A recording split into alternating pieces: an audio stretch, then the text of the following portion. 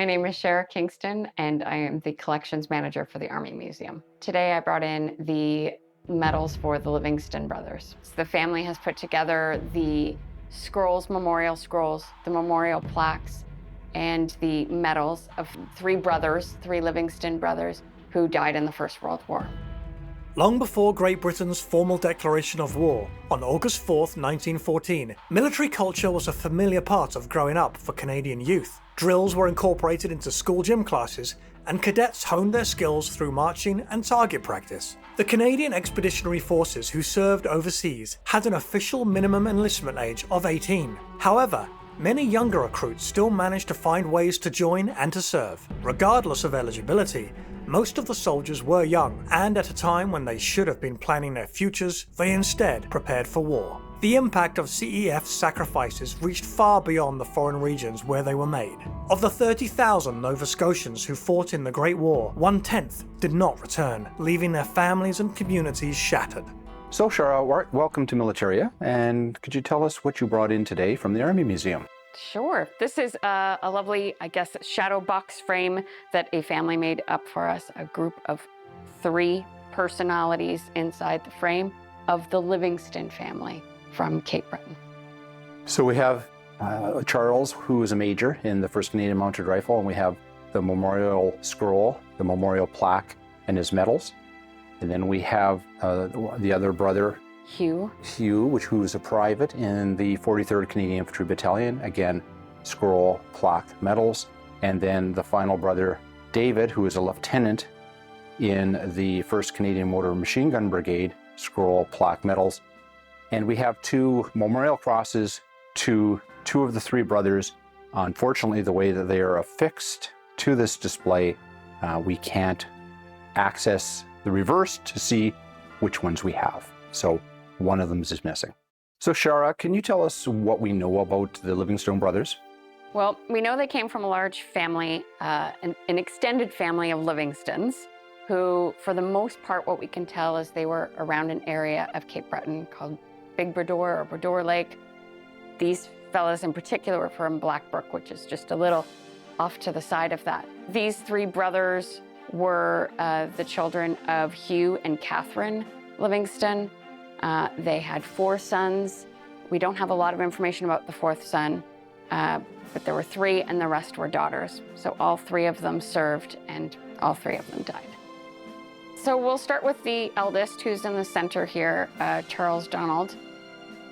He had been to school at Dal for law, was trained to be a lawyer, had gone back to Sydney and was doing some legal work there, and then moved to Saskatchewan and started kind of working towards being in the government, mayor. He was working towards that. And then he enlisted out in Saskatchewan. The next brother was Hugh, and he was in forestry. So he was doing physical work. And I believe he was in Sydney still. And then David, who was the youngest, he had just signed up to go to Dal Law School when the war broke out. So he didn't get to actually do that. To start with Charles here, he had actually joined the militia when he was out in Saskatchewan. He was part of A Squadron of the Canadian Light Horse, and that's what he enlisted as his previous service when he enlisted.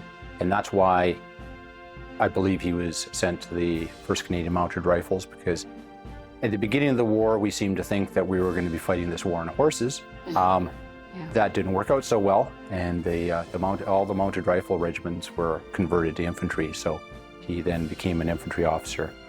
You've got Hugh over there, who was a forester. He was actually in Winnipeg when he enrolled. He was enlisted in the 79th Cameron's Highlanders of Canada draft that then went overseas and reinforced the 43rd Canadian Infantry Battalion, which was the Cameron Highlanders of Canada as well. And then finally, David here, as you said, was going to Dal Law to become a lawyer.